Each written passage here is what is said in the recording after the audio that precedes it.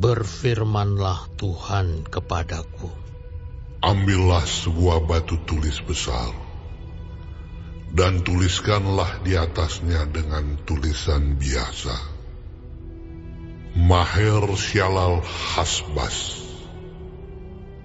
maka aku memanggil dua saksi yang dapat dipercaya, yaitu Imam Uriah dan Zakaria bin Yeberekyah.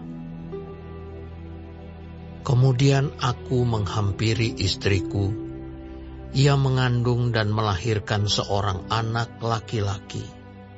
Lalu berfirmanlah Tuhan kepadaku, Namailah dia Maher Shalal Hasbaz.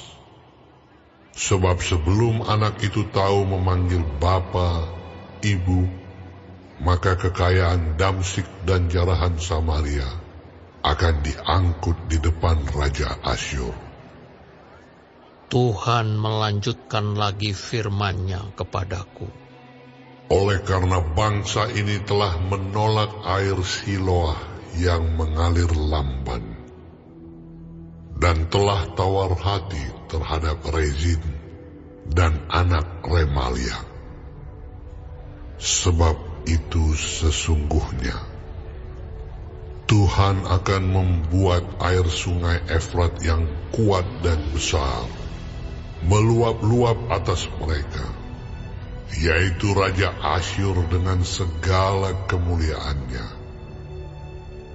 Air ini akan meluap melampaui segenap salurannya, dan akan mengalir melampaui segenap tebingnya, serta menerobos masuk ke Yehuda, ibarat banjir yang meluap-luap hingga sampai ke leher, dan sayap-sayapnya yang dikembangkan akan menutup seantero negerimu, ya Immanuel. Ketahuilah, hai bangsa-bangsa, dan terkejutlah, perhatikanlah, ya segala pelosok bumi. Berikat pingganglah dan terkejutlah. Berikat pingganglah dan terkejutlah. Buatlah rancangan, tetapi akan gagal juga. Ambillah keputusan, tetapi tidak terlaksana juga. Sebab Allah menyertai kami. Sebab beginilah firman Tuhan kepadaku, ketika tangannya menguasai aku, dan ketika Ia memperingatkan aku, supaya jangan mengikuti tingkah laku bangsa ini. Jangan sebut persepakatan segala apa yang disebut bangsa ini persepakatan. Dan apa yang mereka takuti, janganlah kamu takuti. Dan janganlah gentar melihatnya. Tetapi Tuhan semesta alam, Dialah yang harus kamu akui sebagai yang kudus. Kepadanyalah harus kamu takut, dan terhadap Dialah harus kamu gentar. Ia akan menjadi tempat kudus, tetapi juga menjadi batu sentuhan dan batu sandungan bagi kedua kaum Israel itu, serta menjadi jerat dan perangkap bagi penduduk Yerusalem. Dan banyak di antara mereka akan tersandung, jatuh dan luka parah, tertangkap dan tertawan. Aku harus menyimpan kesaksian ini dan memeteraikan pengajaran ini di antara murid-muridku.